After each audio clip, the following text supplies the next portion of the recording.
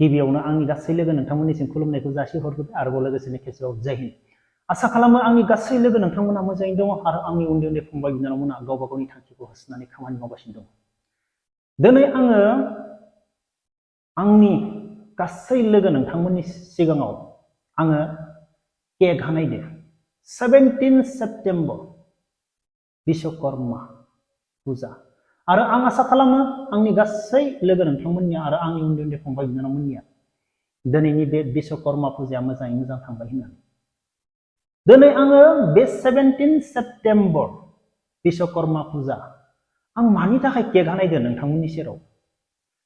गोबां मानसियानो भिडिअखौ नायजोबालासिनो कमेन्ट लिरो।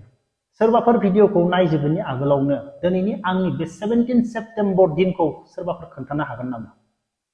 कमेन्ट बक्सआव कमेन्ट खालाम।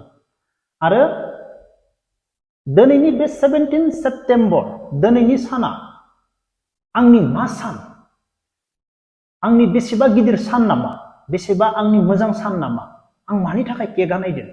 आं बे भिडिअनि जोबनायावसो खोन्थागोन आङो केकखौ मानि थाखाय बे 17 सेप्टेम्बराव मानि थाखाय केक हानायदो आरो आंनि लोगोफोरा गासैबो बिजि गोजा, बेनिखायनो आं केक हानायाव लोगोफोरखौ लाफानो हायाखै आरो आंजों बारा बुरजा लोगोबो गैया। जोङो अनलि 8जनल' दङ। 8जनाव बेसेबां बहुत गिदिर केक बानायदों आङो, एसे नांलाजोब्बाय। 17 सेप्टेम्बर लिरदों आं बेवहाय, र' खोन्थागासिनो दङ। 17 सेप्टेम्बरा आंनि मा सान? बे सानखौ सानफ्रोमबो आङो माने गोसोखाङो जेब्ला 17 सेप्टेम्बरा फैयो, बे बिश्वकर्माया फैयो, सानफ्रोमबो बे सानखौ गोसोखांनाय जायो मोजाङैनो।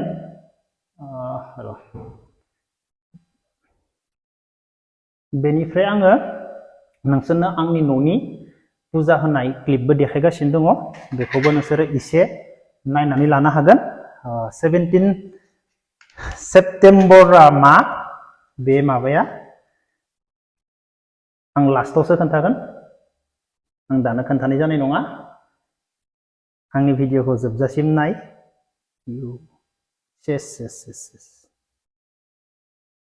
गाज्रि जाबायलै केकआ। अके, आखायाबो गिदिर गिदिरथार ना, आसिफोरा नांलाबायजोबो। आसिफोरानो फिसा नङा, गिदिर गिदिरथार। था दसे समनि थाखाय थाना, माने एसेबां हाखु दावखु मानो गोलैनो नागिरदो? आंनि दिनै 17 सेप्टेम्बरा मा सान? आं दिनैनि दिनाव मा खालामनाय? आं दिनैनि दिनाव मा जानाय? दिनैनि दिनखौ आं मानो गोसोखाङो?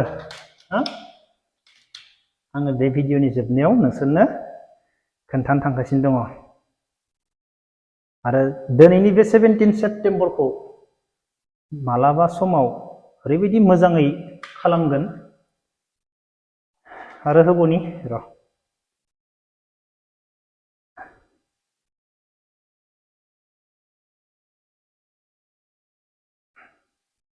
अके,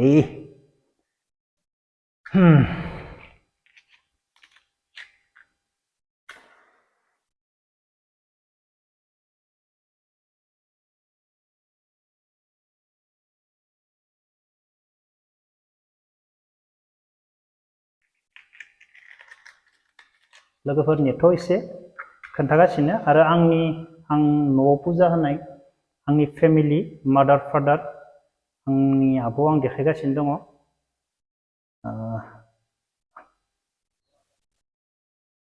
बे जाबाय आंनि हन्डाइ इयन। आं बेखौ मानो नोंसोरनि सिगाङाव देखायदो? बे भिडिअखौ जायफोरा नायजोबो जोबजासिम अब्लासो बुजि मोनगोन। आं बेखौ 2012 बायदोंमोन। बेनि माइलेजआ जाहैबाय दिनैसिम 1,80,000निबो सायाव। बेनिफ्राय आं नैबे स्कुटिखौ आब'मोननि थाखाय 2016 बे समाव बायदों। बेनिफ्राय नै बेखौ आङो माला? बे 2 बोसोर जाबाय, दाखालि बावैसो बायदों आङो, माने 2 बोसोर जानो थांगासिनो दङ।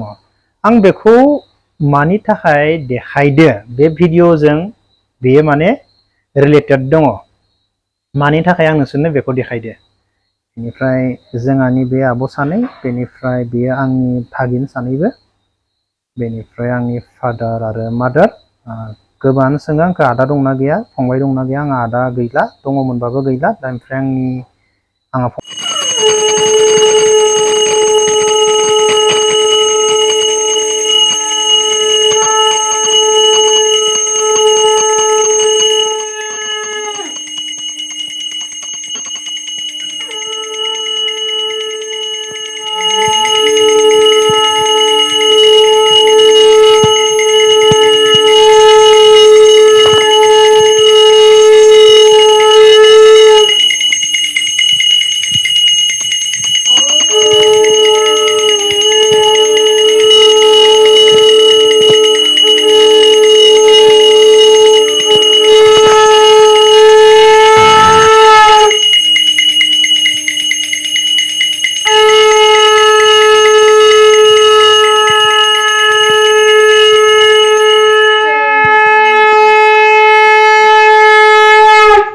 लोगोफोर आंहा फंबाय गैया आंनो बयनिफ्रायबो उन्दैसिनमोन बेनिफ्राय फुजाखौ होखांबाय बिश्वकर्मा बेनिफ्राय आं नोंसोरनो दा आं बे गारिफोरखौ मानो देखायदो आं खोन्थानो थांगासिनो दङ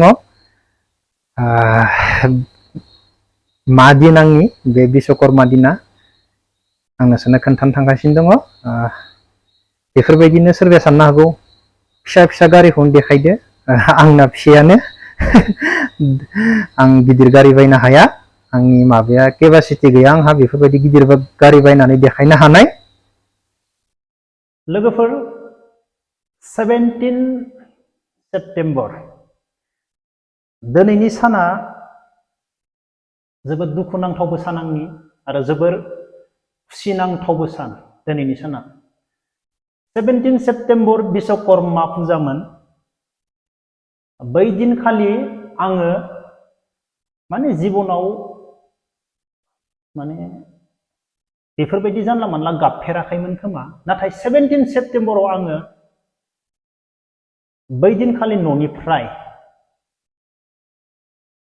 गुवाहाटीनिफ्राय आं तामिलनाडु ओंखारलांदो 17 सेप्तेम्बराव मानो होनोब्ला 17 सेप्तेम्बराव आंनि जबा आंनि साख्रिया 17 सेप्तेम्बराव जयेन डेटमोन गुवाहाटी नारेंगियाव बै दिनखालि फुङावनो बिश्वकर्मा पुजा होबाय बेनिफ्राय जोबोर दुखु तामिलनाडु थांगोन बोरै थांगोन थांफेराखै गोजान जायगायाव मालाबाबो बेफोरबायदि बेनिफ्राय ओरैबायदि न'आव दुखुजों पुजाबो होबाय माबो होबाय बै दिनखालि गाबबायबो मानो होनोब्ला लोगोफोरखौबो गारनानै बा न'नि गासैखौबो गारनानै थांसिगोन बाहेराव माने साख्रियाव थांसिगोन गुवाहाटीयाव जयेन जानानै बेनिफ्राय बै समावनो जोंहानाव बै समाव कन्टिनिउ माने इण्डियान आर्मिफोर फैखायोमोन जोंनि धमधमा केम्पनि बेनिफ्राय बै दिनखालिनो जोंहानाव आर्मिफोरबो फैनो हाबाय ओमफ्राय फैना होनानै जेब्ला आं थब्ला थब्लि लानानै ओंखारो फुं 9टासो बाजियाव ओमफ्राय सोंबाय बहा थांनो होननानै ओमफ्राय आं आर्मि साख्रि मोनबाय बहा थांगोन ओरै बेनिफ्राय बै दिनखालिनो आङो जाय दिनखालि आं न'निफ्राय ओंखारलांगोन बै दिनखालिनो आंनि न'आव डिउटियाव इण्डियान आर्मिफोरबो फैदोंमोन जोंनि धमधमानिफ्राय बेनिफ्राय आंखौ बै दिनखालि बिश्वकर्मा दिन गारिबो गोबां खम खारो बेनिफ्राय जोंहा आफानि फंबाय सासे सेकेन्ड फंबाय BSc मास्टर आरो जोंनि जब्बा साइडआव बेनिफ्राय दादैया आंखौ बाइकजों दोनलांबाय नलबारिसिम बेनिफ्राय जोंहा दादै साथाम दङमोन दादै साथामखौबो आं नाम लायो दिनैनि दिनखौ आंनो गासैबो मास्टर गोजा नालाय सोरबा 2000 3000 खरसानि थाखाय आंनो हरदो दादैमोना बेनिफ्राय आं दिनैनि बे सानखौ माने आंनि दादैमोनखौबो आङो गोसोखाङो आरो सानसे आं बे सानाव आं न'आव थायोब्ला आं जोबोर गिदिर प्रग्राम खालामगोन आंनि लोगोफोरखौ लानानै बा आंनि न'खरनि गासै फेमिलि बा दादिमोनखौ लानानै आङो जोबोर गिदिर प्रग्राम खालामगोन बेनिफ्राय 17 सेप्तेम्बरावनो आङो गुवाहाटीयाव जयेन जादों दिनैनि 17 सेप्तेम्बरावनो आंनि दरमाया स्टार्ट माने जाय दिनखालि गुवाहाटी नारेंगियाव जयेन जायो जयेन जानानै नों आउट जालाङो बै दिनखालिनो नोंनि दरमाया स्टार्ट जायो नों ट्रेनिं सेन्टाराव मोनैनि आगोलनिफ्रायनो नोंनि दरमाया स्टार्ट जायो बेफोरबायदिनो 17 सेप्टेम्बरखौ आङो गोसोखाङो दा इउटुब खुलिनायजों लोगोसे आं नोंथांमोननि सिगाङाव खोन्थाबाय आरो आं बेखौ खोन्थाथ'ला नोंसोरनो 17 सेप्टेम्बराव जब मोनदोंमोन खै बोसोर जाखो आं बेखौ खोन्थाथ'ला नोंसोरनो बेखौ फैनो गोनां समाव खोन्थागोन बेनिफ्राय बै दिनखालि आङो ट्रेन गाखोनानै जोबोर दुखुनि गेजेरजों माने सानै बै समाव मबाइल गिदिरबो गैयामोन आङो तामिलनाडु वेलिंटन साननैनि उनाव आङो वेलिंटन मोनहैदों आङो गोबां मानसियानो बेरायनो थाङो वेलिंटनाव नीलगिरि पाहाड़ कन्नूर ओमफ्राय जिबनाव 17 सेप्टेम्बर जोबोर आंनि मोजां सान बे साना दिनैसिम आङो बे 17 सेप्टेम्बरजोंनो स्टार्ट खालामनानै आं दिनैसिम माने न'नि बिमा बिफाखौबो बा गासैखौबो नायफिननानै आंबो दिनैनि दिनाव मोजाङै मोजां थांनानै दङ आरो आं जेबो बुंनो सानाखै लोगोफोर जियानो जा आङो बे 17 सेप्टेम्बरनि थाखाय आङो आंनि लोगोफोरनो जों 8 9 दङ मोनसे जायगायाव आं बिसोरनो केकखौ जाहोगोन अब्ला लोगोफोर गासैबो खोनाजोब्बाय आंनि 17 सेप्टेम्बर दिना मा ना अब्ला लोगोफोर दिनैनि भिडिअखौ बेखिनियावनो दोनथ'नोसै जय हिन्द आं केकखौ हानानै देखायलायला जय हिन्द लोगोफोर